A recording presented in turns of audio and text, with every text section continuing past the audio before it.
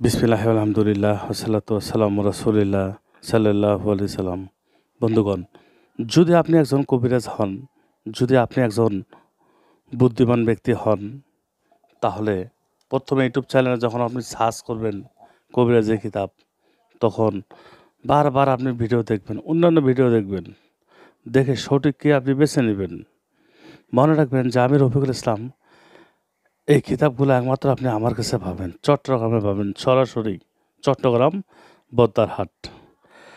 দেখুন, আমার নাম করে অনেক মানুষ কিতাব বিক্রি করে। যেমন আমার নাম করবেন, যেখানে ফোন করবেন সেখানে বলবে যে আমি রফিকুল ইসলাম, আমি রফিকুল ইসলাম, আমি ওনার ছেলে, ওনার দোকান এইটা, কত কাহিনী বলবে। আপনি যত চালাক হন না কেন, আপনারা ওরা ঠকাবেই। কিন্তু এই কিতাবটা আপনি নেট ঠকে গেছেন। আমার কাছে নেবেন আপনি কিতাবটা 10,000 টাকা, কিন্তু ওদের কাছে পাবেন আপনি 3,000 টাকায়। এখন 3,000 টাকা দিয়ে কিতাবটা নিয়ে বাড়িতে একটা পর একটা কাজ করতেছেন, কাজ হচ্ছে না। আপনি দিশাহারা হয়ে পড়লেন। আপনি মনে করতেছেন যে না, এগুলো দিয়ে কাজ হয় না। দেখুন, সঠিক কিতাব আমার কাছে আছে।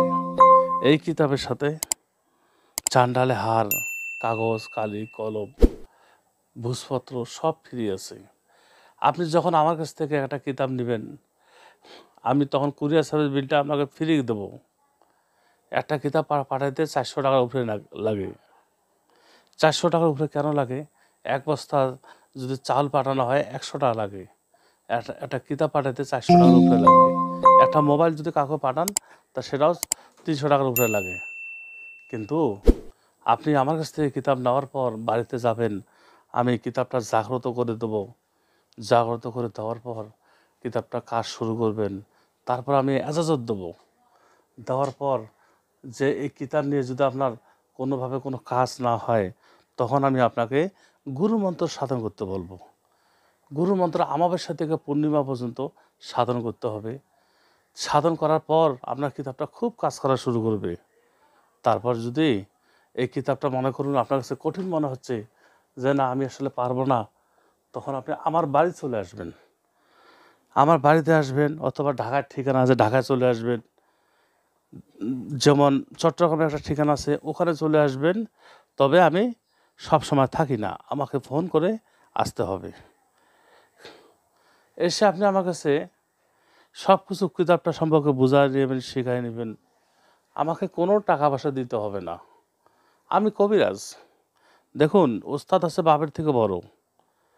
যখন আমি আপনাকে শেখাবো, তখন তো আপনি আমাকে ওস্তাদ মানবেন। যখন ওস্তাদ বলে ডাকটা দিবেন, তখন তখন মনে করেন মনটা তখন শীতল হয়ে যাবে। আর ওই শিষ্যর কাছে ওস্তাদ কীভাবে টাকা চায়? তবে যে ওস্তাদ আপনার কাছে টাকা চাবে, মনে রাখবেন যে ওস্তাদ না, ও হচ্ছে চিটিং। ও চিটিং। আপনি কিতাব নিয়ে কাজ করবেন, আমি আপনাকে শেখাবো, পড়াবো, বুঝাবো। আপনার পরিবার পরিজন আপনি ইনকাম করে খাবেন।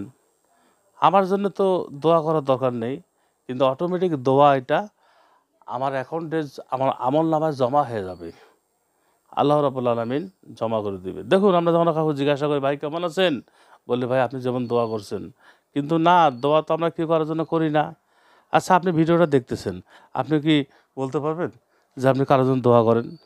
হ্যাঁ, মৃত্যু মা বাবার জন্য দোয়া করি, মাঝে মাঝে করি। যে পাড়া প্রতিবেশী, বন্ধু বান্ধব, এদের জন্য তো আপনি দোয়া কখনো করছেন?